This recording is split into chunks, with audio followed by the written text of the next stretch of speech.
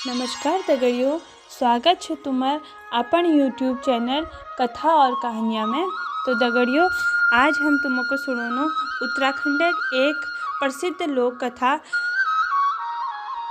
राजा हरुहित कहानी। समर सिंह हिल उत्तराखंड कुमाऊं के गुजरकोट तल्लासल्ट अल्मोड़ा के राजा थे, जिनके 7 पुत्र और उनकी 7 पत्नियां थीं। भारी संपत्ति होने के कारण उनके 7 पुत्रों में अहंकार आ गया। वह अपनी इच्छा के अनुसार कार्य करने लग गए। उन्होंने निर्दोष लोगों को लूटना और उन्हें परेशान करना शुरू कर दिया। इसलिए लोगों ने उनको श्राप दे दिया कि उनके सारे खेत बंजर पड़ जाएं और 7 पुत्र मर जाएं, और उनकी स्त्रियां बाज होने के लिए श्राप दे दिया। भगवान ने उनकी बात सुनी और सभी पुत्र मर गए, और उनके पिता समर सिंह सदमे से मर गए। और हरुहित सम्राट समर सिंह के 8वें संतान थे। राजा समर सिंह और उनके 7 पुत्रों के मृत्यु के समय हरुहित 6 महीने के अपनी मां की कोख में थे। राजा समर सिंह के मृत्यु उपरांत राजा को मिलने वाली रकम बंद हो गई थी और राजकोष भी पूरी तरह खाली हो चुका था। उस समय हरुहित की माँ और 7 भाभियाँ बड़े ही दुखदायी दिन काट रहे थे। एक दिन जब वो सभी बालकों के साथ चोर सिपाही का खेल खेल रहे थे, तब उन्हें खेल खेल में अपने बीते हुए समय के बारे में पता चला। तब उन्होंने अपनी माँ से बोला, माँ, आप मुझे सच सच बताना कि मेरे 7 भाइयों की मृत्यु कैसे हुई और क्या मेरे पिता राजा थे। अगर माँ आप मुझे सच नहीं बताओगे तो मैं रामगंगा में अपने प्राण त्याग दूंगा। पुत्र की यह बात सुनकर माँ की आंखों में आंसू आ गए। तब उसने सारी बात हरुहित को बताई। माँ की बात सुनकर हरुहित के गुस्से का ठिकाना नहीं रहा। हरुहित ने अपनी तलवार उठाई और अपने घोड़े पर सवार होकर गांव की तरफ चला गया, और उसने वहां जाकर गांव वालों को ललकारा कि यदि मेरे 14 साल के बंजर पड़े खेतों को तुमने आबाद नहीं किया तो तुम सब मेरे हाथों से मारे जाओगे, और 14 साल की रकम एक साथ वसूल कर जमा कर जाए। हरुहित की पुकार सुन पूरे इलाके में खलबली मच गई, और एक दिन में ही सब कुछ 14 वर्ष पहले की भांति कामकाज चलने लगा। हरुहित की जिंदगी में हर तरफ खुशहाली आने लगी थी। हरुहित के खेत आबाद हो गए थे। हरुहित यह देखकर बहुत खुश हो गया था। उसने गांव के लोगों का धन्यवाद किया और बोले कि तुमने आज मेरी लाज रख ली।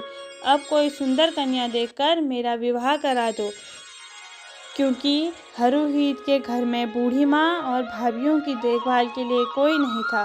दुश्मनों ने इसका फायदा उठाने की सोची और यह बात उसकी 7 भाभियों को बता दी कि अगर राजा हरुहित शादी करेगा तो उसकी पत्नी राज करेगी और तुम्हें गुलाम माना जाएगा, और उसकी रानी उन सभी को महल से निकाल देगी।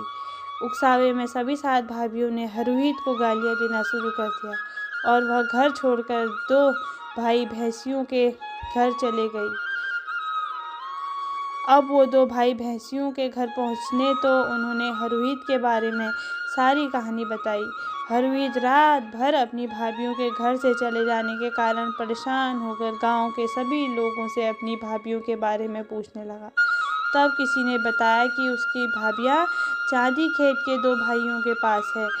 जब हरुहित वहाँ भाभियों को लेने पहुँचा तो 2 भाइयाँ और हरुहित के बीच युद्ध हुआ, जिसमें 2 भाइयों ने हरुहित को मार दिया।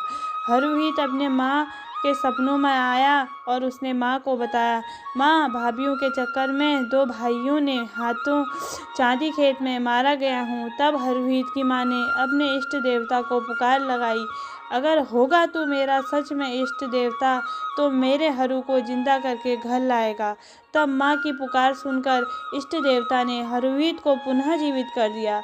हरुहित ने अपनी तलवार उठाई और 2 भाइयों को मार दिया और अपनी भाभियों को घर वापस लेकर आ गया। हरुहित की शादी की बात सुनकर उसकी भाभियों ने भोट की राजकुमारी, जिसका नाम मालू रौतेली था, उसे विवाह करने की चाल रची, क्योंकि वह जानती थी कि भोट में काला जादू होता है। अगर हरुहित वहां गया तो कभी वापस नहीं आएगा। हरुहित ने उसकी बात मान ली और अपनी इष्ट देवता के मंदिर में गुहार लगाई, हे इष्ट देवता, अगर मैं भोट की राजकुमारी मालू रौतेली को विवाह के लेकर आया तो तुझे 7 जोड़ी बकरे और घंटी और बागनाथ में सोने का कलश चढ़ाऊंगा, जो आज भी लोध के बागेश्वर मंदिर में स्थित है। हरुहित ने अपनी तलवार और घोड़े में सवार होकर भोट की तरफ प्रस्थान किया। जब हरुहित भोट पहुंचा तो उसे मालू रौतेली देवी मंदिर में मिली। जब उन्होंने एक दूसरे को देखा तब दोनों मोहित हो गए। मालू रौतेली ने अपना परिचय देते हुए कहा, मैं मालू रौतेली कालू सोत की बेटी हूँ। मेरी मालू रौतेली हरुहित से पूछती है, तुम कौन हो और कहाँ से आए हो और तुम्हारा नाम क्या है? हरुहित अपना परिचय देते हुए बताते हैं कि मैं हरसिंह हित तल्ला सेठ सल्ट अल्मोड़ा का राजा हूँ और मैं तेरे लिए आया हूँ। जब हरुहित मालू रौतेली के मन में बस गए तब उसने अपने भोट के जादू से हरुहित को मक्खी बनाकर अपने पास रख लिया और घोड़े को भंवरा बना दिया और दक्षिण दिशा की तरफ जाने को मना कर दिया। एक दिन हरुहित दक्षिण दिशा की तरफ और बाद में हरुहित को इंसान बना दिया और दक्षिण दिशा को जाने के लिए मना कर दिया। एक दिन हरुहित दक्षिण दिशा की तरफ का दरवाज़ा खोलते हैं तब मालू रौतेली की 7 बहनों की नज़र हरुहित पर पड़ती है और वो हरुहित से शादी करने का प्रस्ताव आगे रखती हैं, लेकिन हरुहित शादी के लिए इनकार कर देते हैं। तब गंगला ने काला जादू से हरुहित को मारकर बक्से में बंद करके ज़मीन में दबा दिया। हरुहित रात को मालू रौतेली के सपने में आते हैं। मालू को अपने मातृक शरीर के बारे में बताते हैं कि तेरी 7 बहनों ने मुझे मारकर इस जगह दबा रखा है। फिर मालू ने हरुहित को अपने जादू से जिंदा कर दिया और मालू और हरू की प्रेम की खबर कालू सोत के पास पहुंची। हरुहित और कालू सोत के बीच घमासान युद्ध हुआ, जिससे कालू सोत की सेना हार गई और हरुहित मालू रौतेली को अपने साथ अपने देश ले गए। हरुहित ने अपनी माँ से मालू रौतेली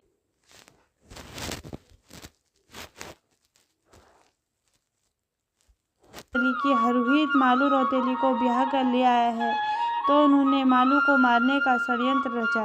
एक दिन हरुहित अपनी बकरियों के साथ भाबर गया। हरुहित की भाभियों ने कहा कि मालू रौतेली तुझे मछली दिखाएंगे और उसने नदी की तरफ बुलाया गया। मालू रौतेली बड़ी खुश हुई और नदी की तरफ दौड़ गई। 7 भाभियों ने उसे नदी में धक्का देकर उसकी हत्या कर दी। हरुहित ने सपने में आकर मालू ने बताया कि तुम्हारी भाभियों ने रामगंगा नदी में धक्का दे दिया और मुझे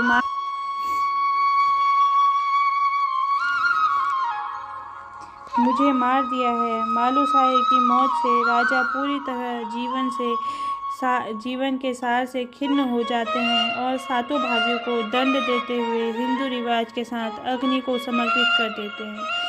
आगे माँ से आग्रह करते हैं कि वह अपने सांस को रोककर प्रभु के चरणों में अपने प्राण रख दे। माँ की मृत्यु के साथ माँ की अंत्येष्टि करने के बाद राजा हरुहित 2 चिता लगाकर मालू संग खुद और अपने हमदर्द घोड़े को भी अग्नि को समर्पित कर देते हैं।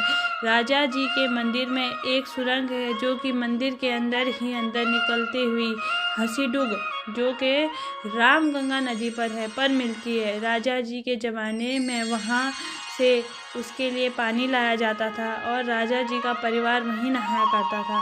एक दिन राजा की रानी मालू रौतेली ने वहाँ पर नहाकर अपनी घाघरी यानी कि पेटीकोट सुखाने के लिए पत्थर पर रखा तो वहाँ पर घाघरी की छाप आ गई, जो आज भी बड़ी मात्रा में लोग उसे देखने के लिए बड़ी दूर दूर से आते हैं।